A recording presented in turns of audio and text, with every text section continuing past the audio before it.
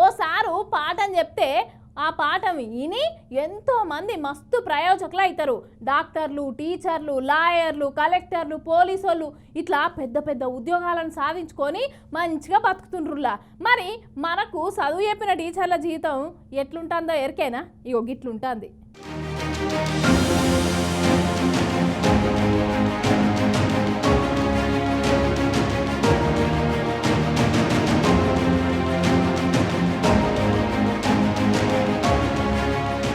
ఆచార్య దేవో భవ. గురు బ్రహ్మ, గురు విష్ణు, గురుదేవో మహేశ్వర. గురువును మించిన దైవం లేదు. ఇగో ఇవన్నీ మాట్లాడడానికి బానే ఉన్నా గురువు బతుకు మాత్రం అట్లా లేదట.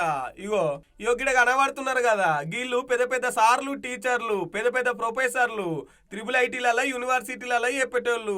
అగో పేరు పెద్దగానే ఉన్నా, పేరుకు మంచిగా చెప్పుకోనికే ఉన్నా గానీ జీతం అయితే సరిపోనొత్తలేదట. కాంటాక్ట్ బేస్ కిందనే చేస్తున్నామట. ఇంకెన్ని రోజులు అని ఇట్లా చేయాలి?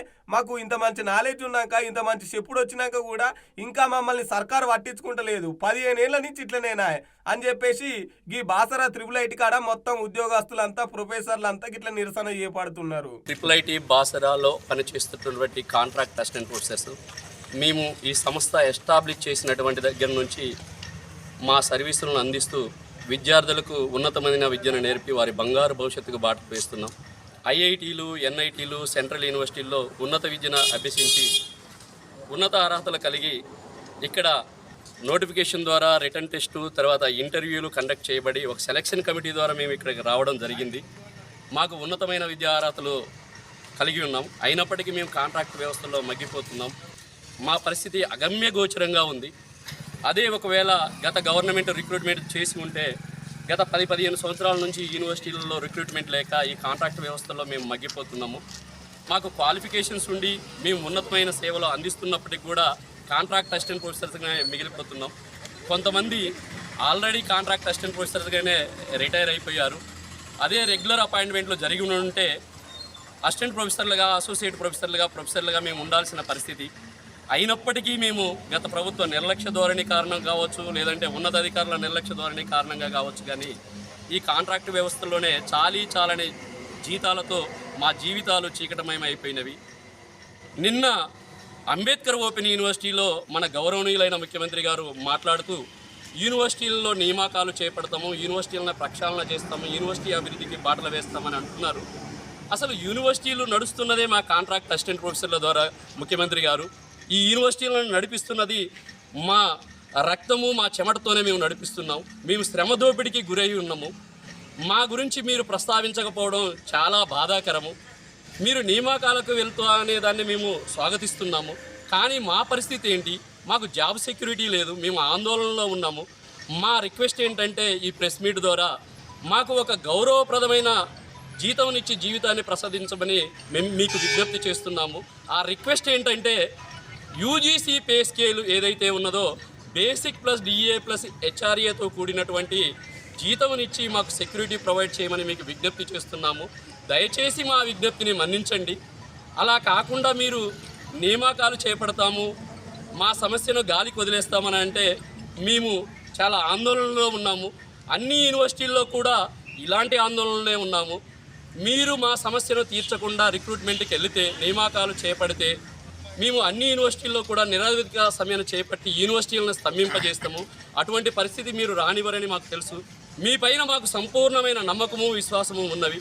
దయచేసి మా పరిస్థితిని అర్థం చేసుకొని మాకు న్యాయం చేయాలని, ఒక సెక్యూరిటీతో కూడినటువంటి గౌరవప్రదమైన జీతం మాకు ఇవ్వమని అడుగుతున్నాము.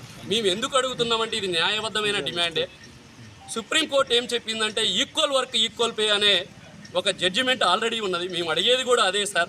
మాకు శ్రమ దోపిడీ కాకుండా మీ ప్రజాప్రభుత్వం ప్రజాపాలనను అందించి మాకు న్యాయం చేయాలని ఈ ప్రెస్ మీట్ ద్వారా విజ్ఞప్తి చేస్తున్నాం.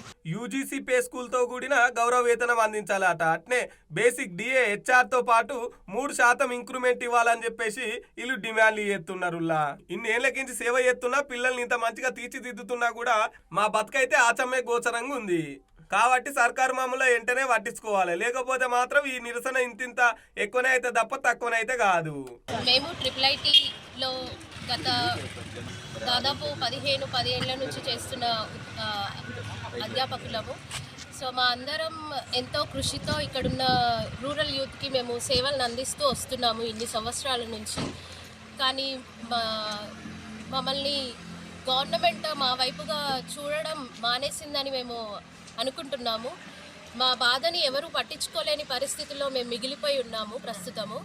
సో మేమందరము ఒక న్యాయమైన కోరికని ఈ ప్రెస్ మీట్ ద్వారా గవర్నమెంట్కి తెలియజేయాలనుకుంటున్నాము. ఆ కోరిక ఏమిటి అని అంటే, మా అందరికీ గౌరవనీయంగా వేతనం అందరికీ తగ్గట్టుగా ప్రస్తుతం ఉన్న పరిస్థితుల్లో, మారుతున్న పరిస్థితుల్లో అందరికీ మినిమం కండిషన్స్లో ఎలా అయితే పే స్కేల్స్ అప్లై చేస్తున్నారో, like basic plus HRA plus DA 3% ఇంక్రిమెంట్ని మేమందరం కూడా ఈ ప్రెస్ మీట్ త్రూ గవర్నమెంట్కి కోరుకుంటున్నాము. ఇంకెన్ని రోజులని కాంటాక్ట్ వ్యవస్థలో మగ్గిపోవాలని చెప్పేసి ఒక తీరు గోస తీస్తలేరు పోట్రి, వెంటనే రెగ్యులర్ చేయాలట.